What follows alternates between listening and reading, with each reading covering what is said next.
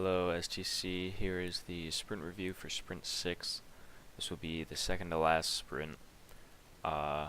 This is a short one pretty much because we're pretty much done with development, so it's just kind of adding maybe some extra functionality and design stuff. So this isn't really a user story, but we just organized it this way. So Dan and Matt did a lot of some stuff on making it look better.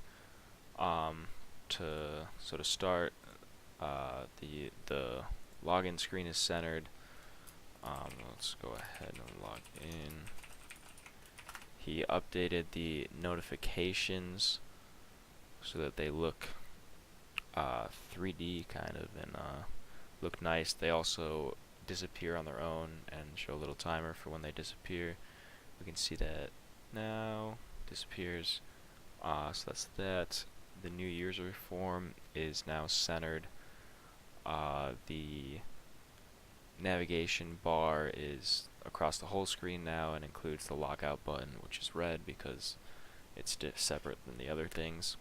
And then Matt made it so that this organization menu disappears if you're creating an admin, because if you're creating admin, then you also need to create the organization that he belongs to, because we don't allow multiple customer admins in the same organization. So then for the back end, we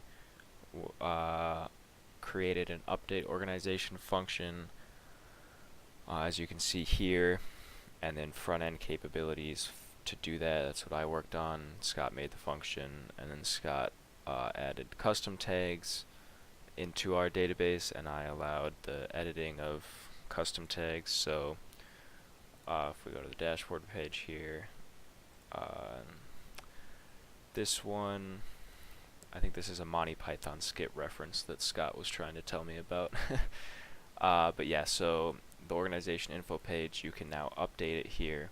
When you press the update, it'll put all the current values in text boxes, which you can edit. So I don't know, let's say this is in Tempe, Arizona. And then for the contact info, it's just a new line for each number. So if I want to add another number, I can do it here. Yeah, I don't know. Whatever. And then custom tag, like say this is a priority organization, we can set it as priority here, hit submit there, goes and runs that function, refreshes, and boom, all this info is saved, and we can test it again to make sure it's confirmed, and yep, all it is there. Numbers are organized too, that's nice. So then another thing we did was make the capstone poster, which isn't related to development, but it's something that we all worked on. And then, oh yeah, this was some small task to treat it more as a JSON object rather than just an array, so I could like do the dictionary thing where I ask for the contact info instead of having to loop through and check which one is the contact info.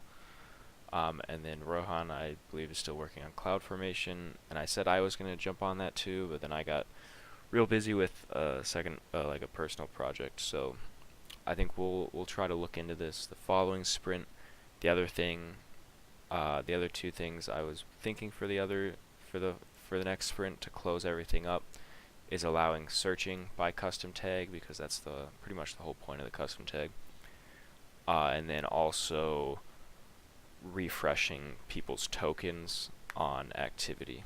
So those are the two things, or the three things, I guess: CloudFront, refreshing tokens, and searching by custom tag that I have in my mind for the final sprint, as well as doing the presentation and showcase, which, just to confirm with you guys again, is on the 26th, I believe. Let's check Slack here. I believe it's the 26th, 9 to 12. I sent it in here. 26, 9 to 11, in the STFC Gold Gym. So I guess that's when we'll see you guys next, but if you can, give feedback to Steven, because he still needs to write this report, and thank you for your time.